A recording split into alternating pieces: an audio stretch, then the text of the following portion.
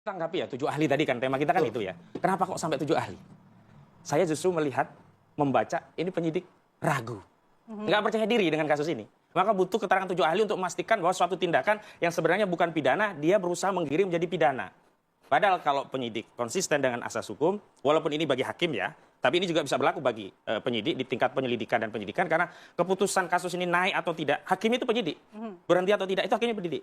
Makanya harusnya hari ini ya, penyidik menggunakan asas hukum in dubio pro reo. Kalau ragu-ragu, lepaskan. Maksudnya begini, kalau ragu-ragu sebuah tindakan itu apakah dianggap sebagai penghasutan, ya sudah lepas saja. Jangan memaksakan mencari ahli bahasa untuk memasukkan keterangan orang di dalam sebuah podcast atau dalam wawancara media yang sebenarnya itu adalah bagian dari kemerdekaan menyampaikan pendapat, apalagi pendapat berdasarkan ilmu, ditarik seolah-olah ini menjadi penghasutan, ditarik-tarik seolah ini kabar bohong, ditarik seolah-olah ini menjadi pencemaran, ditarik seolah-olah ini menjadi fitnah, ditarik seolah-olah ini menjadi suatu tindakan yang dianggap melanggar undang-undang ITE. Jadi kalau saya lihat ini modus operandi mirip seperti kasus.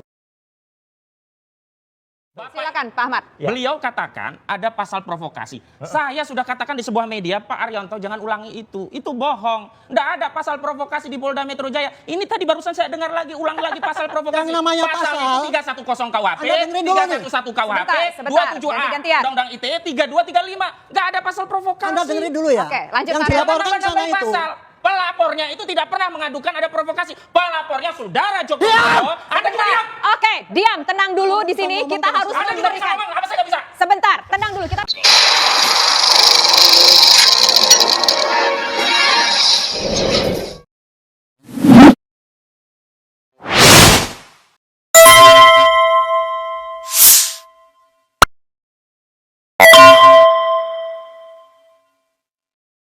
Assalamualaikum warahmatullahi wabarakatuh.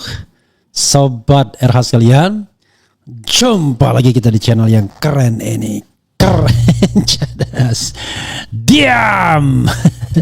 Ya sobat RH sekalian, ini menarik ya. Soal terkait dengan keraguan di Polda Metro Jaya. Ini kita membaca ya. Tentu bukan fakta, tapi membaca didasarkan pada fakta tentunya. Kenapa sampai saat ini belum jelas, belum ada yang dinyatakan sebagai tersangka dalam kasus yang diadukan baik oleh Jokowi maupun oleh pendukungnya. Jokowi mengadukan pasal macam-macam, pasal penghinaan lah, pasal pencemaran nama baik lah, ya, fitnah, kemudian pasal penghasutan pendukungnya, pasal menyebarkan berita bohong pendukungnya juga, kemudian pasal menyerang kehormatan.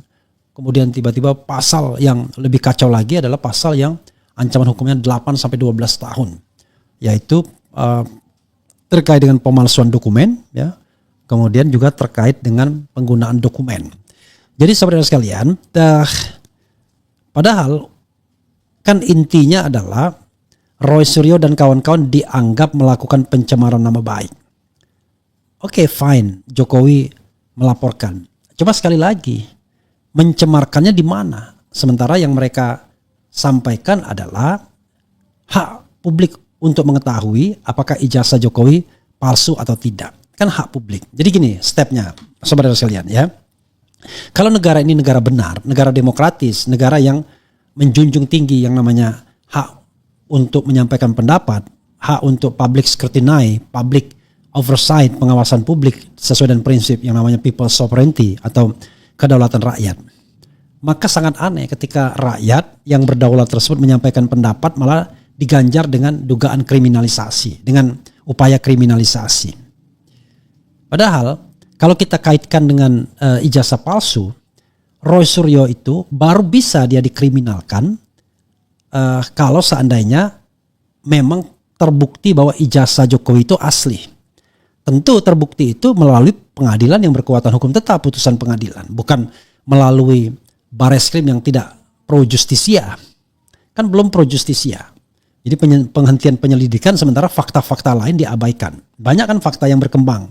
Soal Kasmujo lah macam-macam dan lain sebagainya. Nah, jadi baru sah Polda Metro Jaya menindaklanjuti aduan Jokowi seandainya memang ijazahnya itu benar-benar palsu. Oke. Tapi itu pun seandainya ijazah itu benar-benar asli. Tapi itu pun kalaupun ijazahnya asli, sebenarnya ada alasan pemaaf. yang menyebabkan Roy Suryo dan kawan-kawan tidak perlu dijerat dengan pasal pencemaran nama baik dan penghinaan. Kenapa begitu? Karena yang mereka sampaikan itu adalah terkait dengan jabatan publik, dokumen yang digunakan untuk jabatan publik. Sehingga ada yang namanya atas nama kepentingan publik. Sehingga harusnya polisi mengatakan nggak bisa. Dia bertindak atas nama kepentingan publik, bukan kepentingan pribadi. Sehingga tidak cocok kalau kemudian dianggap melakukan penghinaan atau pencemaran nama baik. Itu satu hal. Sementara laporan-laporan lain dari Pradi Bersatu dan lain sebagainya, itu nggak relevan. Soal penghasutan lah, soal macam-macam dan lain sebagainya, soal kebencian yang berbau sara dan lain sebagainya, menyebarkan berita bohong apalagi karena belum ada dibuktikan apakah asli atau tidak. Karena itu menurut saya harusnya ya polisi itu berkonsentrasi pada membuktikan apakah ijazah Jokowi itu asli atau tidak melalui sebuah proses penyelidikan dan penyidikan yang profesional, tidak berpihak, netral, independen, kan harusnya begitu. Jadi tidak heran kalau kemudian lawyer Hozinuddin mengatakan ini polisi ini sebenarnya agak ragu, karena ragu dia mau minjam ahli, biar ahli yang kemudian dalam tanda kutip menersangkakan Roy Suryo dan kawan-kawan, kan jahat namanya kalau begitu caranya, seolah-olah mencari-cari kesalahan, mencari-cari celah. Masa orang ngomong kemudian dipermasalahkan seolah-olah dunia akan guncang misalnya. Harusnya yang diributkan itu adalah soal keaslian ijazahnya itu sendiri. Asli atau tidak. Apalagi ada kemudian informasi tentang pasar pramuka dan lain sebagainya. Nah itu yang harus diselesaikan karena itu yang merupakan tindak pidana real, potensi tindak pidana real. Yang lainnya kan konstruksi saja. Masa orang menyampaikan pendapat tiba-tiba dipidanakan. Makanya saya katakan negara yang masih mempidanakan orang yang berpendapat itu sontoloyo. Kalau Roy itu korupsi, ya, ngemplang uang rakyat, itu nggak apa-apa. Ini dia mengatakan ijazah Jokowi palsu dengan segala temuan-temuan yang dia bisa pertanggungjawabkan, kok kemudian dikatakan menghina atau dikatakan mencemarkan nama baik atau memfitnah. Ini yang kemudian pelajaran kita ini nggak nyampe pemahaman terhadap konstitusi. Yang tertinggi itu konstitusi, ya, kedaulatan berada di tangan rakyat dan dilaksanakan menurut undang-undang dasar. Undang-undang dasar. Seperti yang saya katakan berkali-kali, undang-undang dasar, tidak undang-undang. Apa itu undang-undang dasar? Isinya yang melindungi kedaulatan rakyat. Salah satunya adalah hak untuk mendapatkan informasi. Apalagi hak untuk diperlakukan secara adil, hak untuk mendapatkan kepastian hukum, hak untuk menyampaikan pendapat baik secara lisan maupun tulisan dan lain sebagainya dan lain sebagainya. Itulah yang namanya hak-hak konstitusional yang melekat pada warga negara. Sehingga mestinya hak itu nggak boleh digoyang oleh KUHP, digoyang oleh Undang-Undang ITE. Ini orang yang masih menggunakan KUHP dan Undang-Undang ITE nggak belajar tentang konstitusi. Susah memang kita. Polisi cuma belajar KUHP, ini nggak belajar konstitusi dia. Jadi mestinya aturan-aturan di bawah konstitusi itu udah batal semua, nggak bisa. Polisi harus mengatakan nggak bisa. Karena yang dilakukan oleh Roy Suryo itu adalah hak konstitusional dia untuk menyampaikan sesuatu. Di negara lain seperti Amerika Serikat mana ada orang yang dipidanakan yang karena mempertanyakan dokumen atau ijazah pejabat publik, nggak bisa. Kalau seandainya, ya kan, misalnya ada hal-hal yang terkait dengan masalah privat misalnya, ya sudah, ajukan gugatan secara privat, gugatan perdata, tidak melibatkan tangan negara. Jadi polisi nggak perlu capek-capek. Satu-satunya yang bisa bikin polisi capek adalah membuktikan ijazahnya asli atau palsu. Yang menurut Sunarko, kalau dia diberikan kekuasaan 2 minggu saja selesai kok menyatakan ijazah itu asli atau tidak. Kan, tetapi kalau kita lihat aroma pidananya bukan di Roy Suryo dan kawan-kawan, aroma pidananya itu justru di Jokowi yang melakukan kebohongan publik mengenai Kasmujo. Lalu ada dugaan Barreskrim tidak bekerja secara profesional misalnya. Jadi sahabat sekalian, loh, ini yang saya dengar yang mau diancam oleh pendukung-pendukung Jokowi tidak hanya Roy Suryo, tapi semuanya. Semua orang yang memberitakan mengenai ijazah palsu akan diancam, ditersangkakan. Padahal kita sendiri tidak mendapatkan bagaimana ijazah palsu tersebut. Itu sobat era sekalian ya. Jangan sampai pemerintahan Presiden Prabowo ini dikotori lagi oleh cara-cara kotor yang dilakukan pemerintahan sebelumnya. Mau menjarakan orang, tetapi sebenarnya hanya melindungi kepentingan orang per orang, bukan menegakkan hukum. Gus Nur Bambang Tri itu bukan dalam rangka menegakkan hukum. Sahganda, Nenggolan, Anton Permana, Jumhur Hidayat bukan menegakkan hukum, Habib Rizik, Habib Bahar bukan menegakkan hukum. Itu semua orang-orang yang kemudian dipenjarakan karena berpendapat, karena mengeluarkan pendapat, mengeluarkan statement. Gila negara yang di mana rakyatnya mengeluarkan statement, padahal negara tersebut berkomitmen untuk melindungi segenap bangsa dan seluruh tumpah darah. Justru melayani orang-orang yang ingin memenjarakan orang lain. Saya nggak habis pikir tuh ada kelompok masyarakat yang getol sekali melaporkan orang agar orang lain dipenjarakan, dan banyak korbannya sudah. Banyak korbannya. Ya. Jadi semuanya orang berpendapat itu ya, termasuk juga misalnya pasal-pasal yang terkait dengan, katakanlah ya, kita harus kita harus menyebarkan berita bohong dan lain sebagainya. Padahal berita bohongnya sendiri belum diverifikasi. Kalaupun terverifikasi kan itu soal kredibilitas. Dan apakah kemudian ada dampak kerusuhan masyarakat atau enggak? Kan enggak ada dampak kerusuhan masyarakatnya yang memang real yang menurut putusan MK. Kalau mau menggunakan penyebaran berita bohong dalam undang-undang ITE harus ada yang namanya kerusuhan masyarakat yang sifatnya faktual. Jadi void pasal itu. Pasal penghasutan void juga. Kemudian pasal penghinaan dan pencemaran nama baik dan fitnah void juga karena ini atas kepentingan publik. Pasal mengenai ujaran kebencian void juga karena ini nggak ada kaitannya dengan suku, agama, ras, jenis kelamin atau kebangsaan Jokowi. Pasal tentang menyerang kehormatan dan lain void juga karena ini bicara tentang jabatan publik. Pejabat menurut putusan MK tidak boleh menggunakan pasal mengenai menyerang kehormatan dan lain sebagainya. Jadi kalau kita lihat perkembangan terakhir yang sudah dibuat melalui putusan MK itu sudah bagus dalam rangka membentengi demokrasi Indonesia. Dan terakhir ambil yang paling tinggi adalah konstitusi yang itu melindungi segenap bangsa, kemudian memberikan hak untuk berpendapat, memberikan hak untuk mendapatkan informasi, memberikan hak bahwa kedaulatan berada di tangan rakyat dan lain sebagainya. Jadi ketika Polda Metro ingin melibatkan 7 ahli dan dikaitkan dengan pernyataan Kapolri, ini tidak ada lagi upaya dari pihak polisi untuk membuktikan apakah ijazah Jokowi asli atau palsu. Jadi kalau dia mengatakan melibatkan forensik dan lain sebagainya, bagian mana? Sementara yang bergerak di Polda Metro Jaya itu adalah upaya untuk bagaimana membuktikan agar Roy Suryo dan kawan-kawan bisa dijadikan tersangka, bukan membuktikan lagi ijazahnya. Tidak ada upaya dari pihak kepolisian atau pihak penegak hukum untuk membuktikan ijazah itu asli atau tidak. Nggak ada. Jadi omongan Kapolri perlu dibantah sebenarnya. Karena Barreskrim tidak lagi bergerak. Kemudian kan udah berhenti kan penyelidikannya. Polda Metro itu bergerak untuk upaya menersangkakan Roy Suryo dan kawan-kawan. Serta banyak pihak lain kata penasihat Kapolri, bayangkan.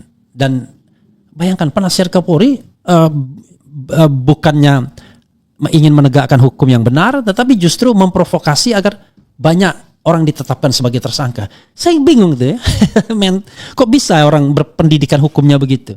Kalau saya pendidikan hukum yang saya pahami adalah hukum itu ya lebih baik membebaskan 1000 orang daripada menghukum satu orang yang salah. Dan dalam pemahaman saya, sesuai dengan konstitusi yang saya pahami, tidak pernah orang salah kalau dia menggunakan haknya menyatakan pendapat. Kalaupun pendapatnya itu dianggap keliru, maka pendapatnya itu harus dibantah. Ketika sudah dibantah di depan publik, kan begitu. Maka kita bicara siapa yang kemudian lebih dipercaya publik. Kan sederhana. Roy Suryo mengatakan ijazah Jokowi palsu. Jokowi menyatakan ijazah saya asli. Kan begitu. Nah sekarang ini ada 2 versi di publik. Sekarang silakan terserah pada opini publik. Siapa yang lebih dipercaya? Roy Suryo atau Jokowi? Kan begitu saja mestinya. Nah lalu bagaimana dengan kaitannya dengan pembuktian apa yang harus dilakukan di muka hukum? Yang harus dibuktikan adalah asli tidaknya ijazah. Karena itu tidak mengandung konsekuensi apa-apa. Seandainya memang ijazahnya itu asli. Kan begitu. Ketika ijazahnya itu asli, maka Roy Suryo dan kawan-kawan kalah. Tetapi harus melalui sebuah proses yang memang bisa dipercaya. Kan simpel sesungguhnya. Kalau ijazahnya asli, kan gak takut diapa-apakan. Mau diperiksa bolak-balik dan lain sebagainya. Silakan periksa. Saya punya ijazah, kalau orang mau periksa silakan aja kalau mau periksa. Ya kan? Ngapain kita khawatir takut? Gitu. Jadi sobat era sekalian, ini hal yang betul kata Sunarko. masalah kecil. Lalu tiba-tiba sekarang menggunakan ahli. Ahli itu apa? Kan ahli itu untuk melegitimasi kan? Ada nggak kira-kira celah untuk menersangkakan Roy Suryo dan kawan-kawan? Jadi kalau kita pemahaman hukum kita masih levelnya di bawah, memang selalu berpikirnya tentang KUHP lah, Undang-Undang ITE lah. Kita nggak pernah mengangkat level yang lebih tinggi mengenai konstitusi.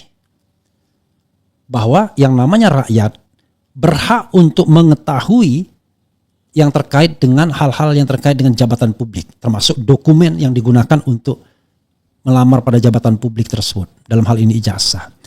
Nah yang begini ini nggak pernah diangkat sebagai sebuah paradigma berpikir oleh penegak hukum. Taunya adalah Jokowi merasa dia dihina sehina-hinanya, direndah serendah-rendah.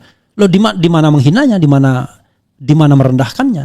Kan ini kan kita bicara tentang sebuah opini yang bertanding, ya kan? Ini kan contesting opinion. Opini yang saling bertanding. Nah sekarang pertanyaannya adalah opini mana yang dipercaya oleh masyarakat? Kan harusnya begitu saja. Selain proses-proses yang memang harus dilalui untuk menguji. Oke, kalau begitu nggak usah dong menguji secara keaslian itu diuji secara proses pidana. Boleh silakan saja. Ada proses perdata kan untuk menguji keaslian ijazah. Karena itu masalahnya. Ketika Anda mengatakan bahwa Anda difitnah sementara ijazahnya tidak pernah dibuktikan asli atau tidak, ini kan aneh, ridiculous namanya, menggelikan begitu. Begitu saudara sekalian ya, sebagai sebuah tambahan dari apa yang disampaikan Husainuddin, ini kayaknya polisi ragu dan dia mau cari mulut dari para ahli yang dia hadirkan. Dan yang lupa, kalau misalnya kemarin polisi mengatakan akan melibatkan ahli forensik dan lain sebagainya, sepertinya agak berbeda itu direction Kapolri dan apa yang dikerjakan oleh bawahannya. Direction Kapolri kan seolah-olah masih ada peluang untuk menyelidiki soal ijazah itu dengan uji forensik, KHT melibatkan ahli dan lain sebagainya. Tapi rupanya yang dibawa melibatkan ahli itu dalam rangka untuk melihat apakah punya celah untuk menersangkakan Roy Suryo dan kawan-kawan atau tidak. Tidak ada sama sekali yang terkait dengan keaslian ijazah karena yang dilakukan proses penyelidikan adalah terhadap laporan. Baik laporan Jokowi maupun laporan pendukungnya. Jadi bukan terhadap laporan TPU. Laporan TPU sudah ditutup, di-close oleh Barreskrim. Begitu sobat Erhazialian ya. Jadi ya sudahlah, kita mau diapakan ya. Yang jelas kita harus paham, masyarakat harus paham bahwa saat ini upaya yang dilakukan oleh pihak berwajib atau pihak penegak hukum adalah bagaimana mencari celah untuk menersangkakan Roy Suryo dan kawan-kawan serta pihak-pihak lainnya. Itu saja. Sementara keaslian ijazah, walaupun banyak informasi baru, tidak lagi digubris. Informasi Kasmujo, Pramuka, kedaulatan rakyat, kemudian registrasi sarjana muda yang merupakan indikasi bahwa bisa jadi ijazah itu memang tidak pernah ada. Atau kalaupun ada cuma tingkat sarjana muda. Begitu saudara sekalian ya, mudah-mudahan bermanfaat. Sudah asar. Wassalamualaikum warahmatullahi wabarakatuh. Keren, cadas, cia.